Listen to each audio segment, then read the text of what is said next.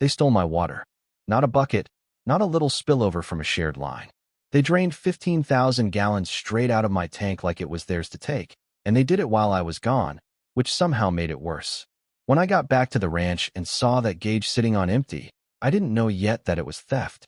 I just knew something felt wrong in my gut, the kind of wrong that settles in your chest before your brain catches up. I had been down in Abilene for a week at a cattle auction, trying to get ahead of the dry season. Prices were decent, and I figured if I moved a few head early, I could ease up on the strain the drought was putting on my pasture. Before I left, I topped off the north tank like I always do. 15,000 gallons, pulled slow and steady from the well I paid to drill 10 years ago, back when this land was just mesquite, stubborn clay, and a prayer. That tank wasn't just water. It was security. It was insurance against heat, against fire, against bad luck.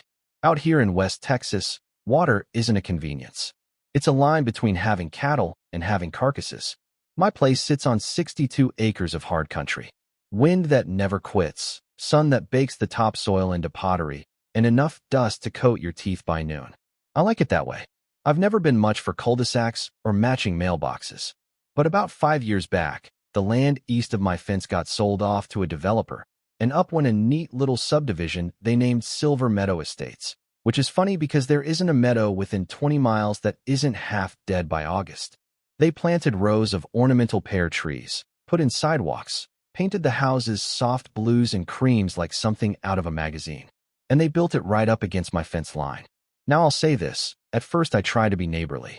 When they first moved in, a few of them came by with store-bought pies and awkward smiles, asking about coyotes and whether the cattle ever got loose. I told them no, not unless someone leaves a gate open. I didn't hold a grudge about the development. Land changes hands.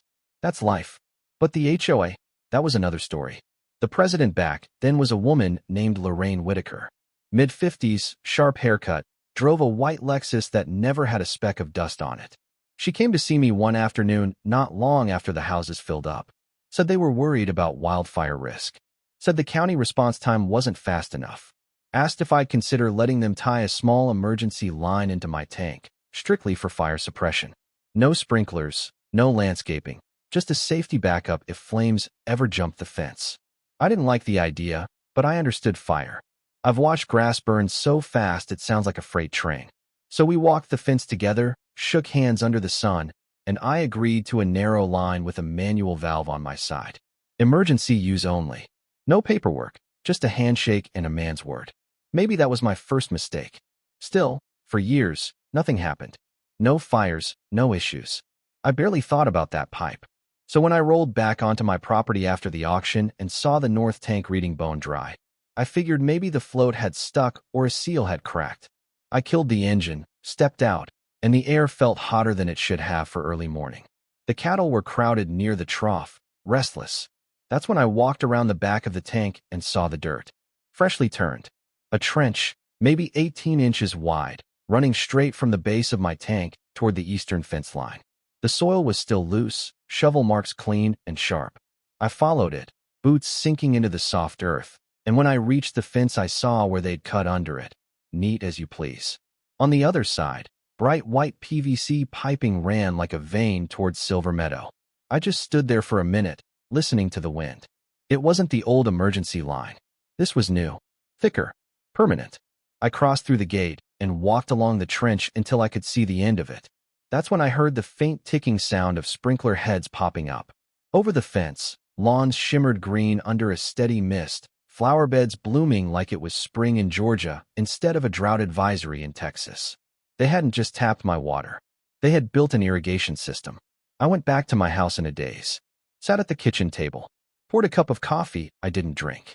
And that's when I noticed the envelope tucked into my mail stack. No stamp. Just my name written in careful, looping handwriting. Inside was a letter on HOA letterhead. For the benefit of the Silver Meadow community, we have connected to your water supply to ensure our landscaping remains compliant with county drought guidelines and maintains property values. Connected. Like it was a shared utility. There was no request. No apology. Just an assumption. I laughed once, short and humorless. Property values. Meanwhile, my stock tank was dry and my cattle were one hot afternoon away from trouble. I won't pretend I didn't feel angry. I did. But it wasn't just anger. It was something deeper, something like betrayal. I had agreed to help them if their houses were on fire. Instead, they were using my well water to keep their tulips photogenic.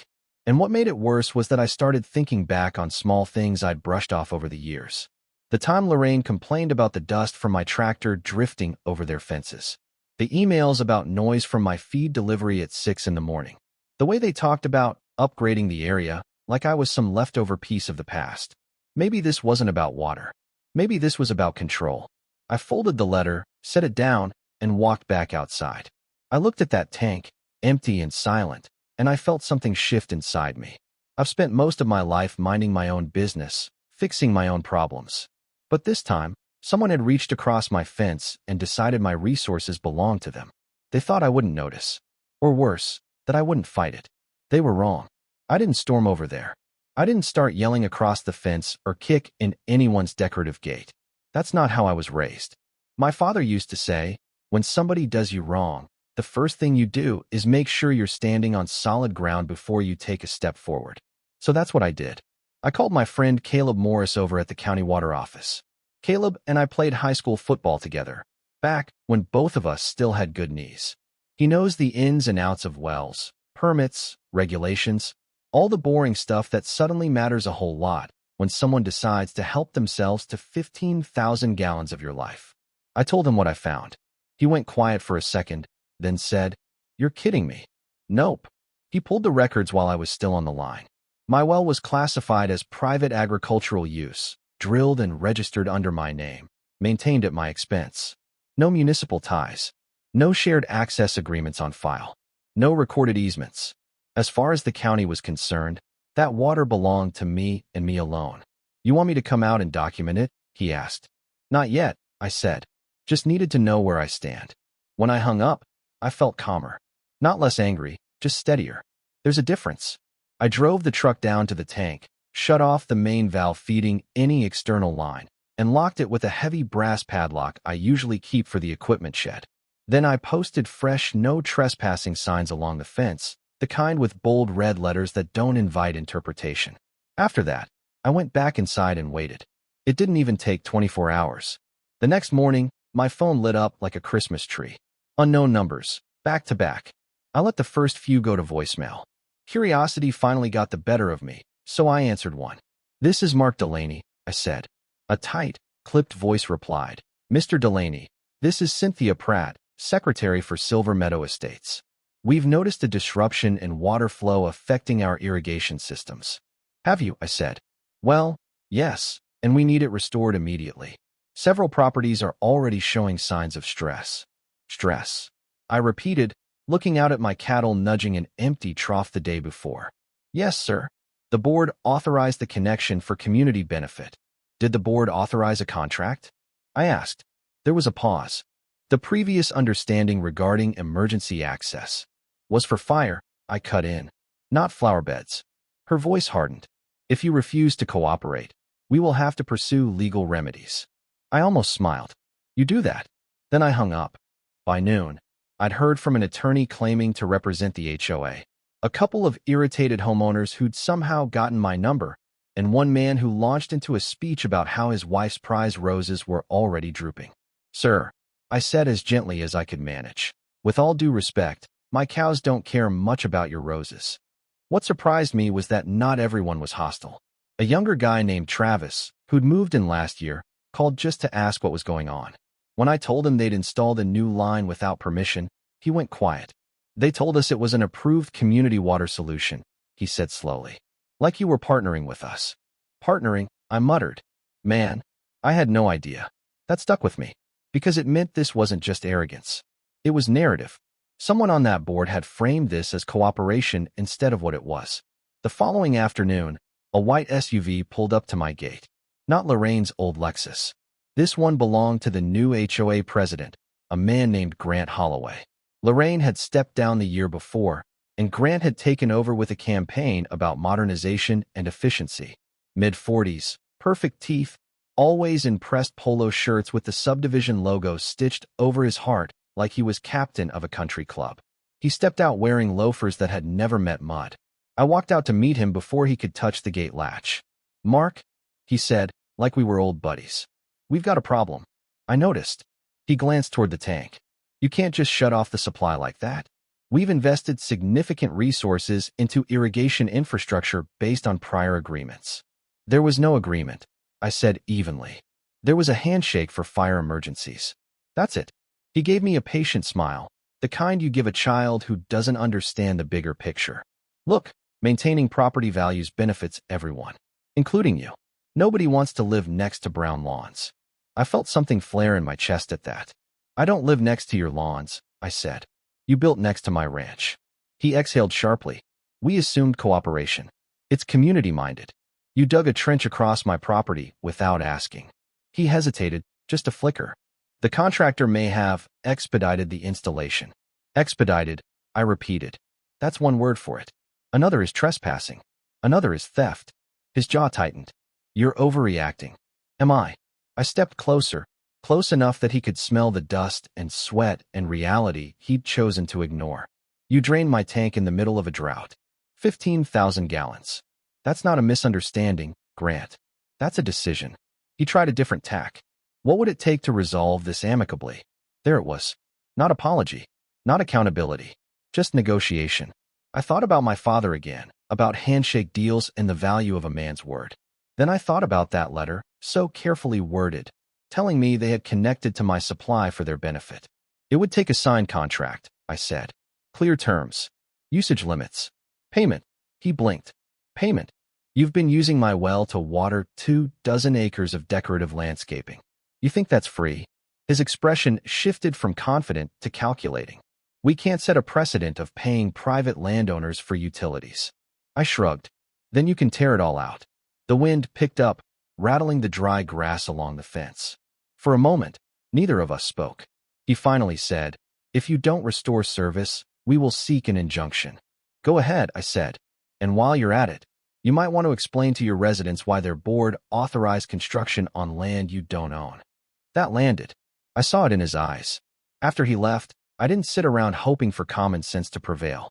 I filed a formal report with the sheriff's office for trespassing and property damage. I took photos of the trench, the cut under the fence, the new PVC line. I dug up the old notes I'd kept from that original handshake conversation years ago, not because they were legally binding, but because they showed intent. And then I did something Grant probably didn't expect. I called the local news station. Out here, people don't take kindly to stories about outsiders pushing ranchers around. I didn't embellish. I didn't rant. I just showed them the trench, the empty tank, the letter. By that evening, a camera crew was standing where Grant's loafers had been, filming the bright white pipe snaking towards Silver Meadow. When the segment aired, it wasn't dramatic music and shouting. It was simple. A private well, a drained tank, a subdivision that had helped itself. By day 3, Silver Meadow didn't look so serene. Lawns that had been emerald were turning dull. Sprinkler heads sat useless in the sun. I drove into town for feed and noticed a few residents whispering near the hardware store. One older woman approached me, hat in hand. We didn't know, she said quietly. They told us it was coordinated. I believe you, I said. Because I did. Most of them just wanted green grass and peace of mind. They hadn't been the ones holding shovels. But someone had. And as the pressure built, as complaints turned inward toward the HOA board, I could feel the tide shifting. Not in anger, in leverage. They thought I'd fold. Instead, I was just getting started. By the end of that week, the wind had changed direction. You could feel it even before anyone said it out loud. Silver Meadow wasn't mad at me anymore. They were mad at their own board. I heard it in town first. At Miller's Feed and Supply, where gossip moves faster than weather fronts, 2 residents were standing near the seed display arguing in hushed voices. One of them, Travis, spotted me and gave a small nod like we were suddenly on the same side of something bigger than lawns. Later that afternoon, I got an email from Grant. Subject line, proposal for resolution. No threats this time. No talk of injunctions. Just a request to meet. He showed up the next morning with 2 other board members, including Cynthia, the secretary who'd called me about irrigation stress. They stood at my gate like a delegation, noticeably less polished than before. Grant's polo was still crisp, but there were dark circles under his eyes. Turns out when 24 homeowners start demanding explanations, sleep gets harder to come by. We want to make this right, he began. I didn't open the gate. Define right. Cynthia cleared her throat. The board voted to remove the new line immediately. At our expense. We'll restore your property to its prior condition. That's a start, I said. Grant shifted his weight. We're also prepared to issue a formal written apology. I studied him for a moment. A week ago, he'd been talking about precedent and community benefit. Now he was talking about apology. That told me everything I needed to know about where the pressure was landing. You drained my tank during a drought, I said quietly. My cattle were a day away from real trouble. You made that decision without even knocking on my door. He didn't argue. That was new. We misjudged the scope, he said carefully. The landscaping committee pushed hard. There were concerns about declining home values. We believed maintaining visual standards would protect the investment of the community. There it was. Not malice. Not desperation. Image. They were afraid of brown grass more than they were afraid of crossing a fence. I leaned against the post and let the silence stretch. Because here's the truth, I could have stopped there. I could have let them tear it out, shake hands, and call it even. But something in me wasn't satisfied with just undoing the damage. They had shown me exactly how they saw my land, my water, my way of life. As a resource to manage, as something adjacent to their aesthetic. So I said, you want to keep your lawns green? Grant blinked. Excuse me, you clearly need water. I have water, but it's not free, and it's not yours. Cynthia exchanged a glance with the other board member. Grant straightened slightly, cautious again. What are you proposing? I went inside, came back with a folder I'd put together the night before. Because while they were scrambling to calm homeowners, I was doing math.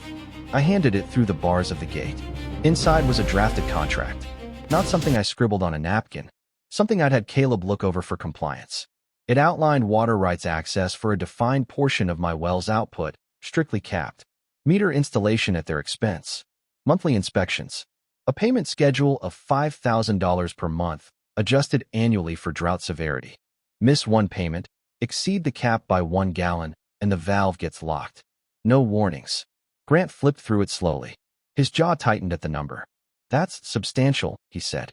So was 15,000 gallons, I replied. He did the math in his head. 5,000 a month divided across the subdivision was inconvenient, but not catastrophic. Especially compared to plummeting property values and a public relations nightmare. You'd be profiting from this, Cynthia said, not accusing, just stating. I'd be protecting my ranch, I answered. Upgrading my pump. Reinforcing storage. Preparing for worse droughts. Things I was already doing before your contractor decided to expedite. Grant closed the folder. And if we decline? Then you tear it out. You pray for rain like everyone else. And we go back to being neighbors who don't share anything. The wind rustled through the dry grass again, softer this time. He looked at me differently then. Not as an obstacle. Not as a relic of the past. But as a man who understood leverage. We'll need a board vote, he said. Of course. They left without shaking my hand. 2 days later, the vote passed. Silver Meadow Estates signed the contract. The same contractor who dug that trench came back out, this time under my supervision, to install a proper metered junction on my terms. The old unauthorized line was removed. The ground was leveled and reseeded on my side. I watched every step, not out of spite, but out of clarity. Handshakes are fine. Paper is better. The first check arrived the following week. I won't lie, holding it felt strange. Part vindication, part responsibility. That money wasn't just extra income. It was proof that boundaries, when enforced, change how people treat you. Over the next few months, I used it exactly how I said I would. Upgraded the pump to a more efficient system. Added a secondary storage tank on the south end of the property. Installed better monitoring so I'd never be caught off guard again. And yes, when I drive past the edge of Silver Meadow now and see those lawns trimmed and shining under the sun, I feel a flicker of something that might be satisfaction. Not because they're paying, but because they learned. Or at least, I hope they did. Here's the part that still sits with me though. Every once in a while, I wonder if I should have just cut them off completely. Made them live with the consequences of their own decisions. Let the grass turn brittle and the tulips bow out. Maybe that would have sent a clearer message. But then I remember Travis and that older woman in the feed store. Most of them weren't scheming. They trusted a board to make decisions on their behalf. They assumed cooperation where there was none.